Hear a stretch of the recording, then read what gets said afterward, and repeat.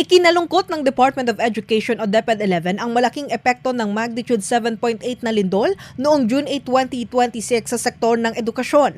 Sa eksklusibong panayam ng DXDC-RMN Davao, kinumpirma ni DepEd 11 spokesperson Jenilito Dodong Atilio na umabot na sa 443 na silid-aralan sa rehiyon ng Davao ang tuluyang nasira at hindi na maaaring gamitin. Dahil dito, inatasan ang lahat na huwag lumapit o gumamit ng mga naturang silid-aralan dahil sa panganib. Ayon pa kay Atilio, 626 na silid-aralan ang nagtamo ng matinding pinsala at hindi pa maaring gamitin hanggat hindi sumasailalim sa malawakang rehabilitasyon. Samantala, 1,220 na silid-aralan ang may bahagyang pinsala at maaari pang magamit matapos masuri at maisagawa ang kinakailangang pagkukumpuni. Inihayag ng DepEd 11 na ang Davao Occidental ang pinakamatinding naapektuhan ng lindol, kung saan 236 na silid-aralan ang naitalang may malubhang pinsala. Ang mga tuluyang nasirang silid-aralan ay mapapalitan lamang kapag may sapat na pondong nakalaan para sa kanilang muling pagtatayo. Kasama mo sa DXDC-RMN Davao, Radyoman Abi Bibera, Tatak, RMN. RMN Network News.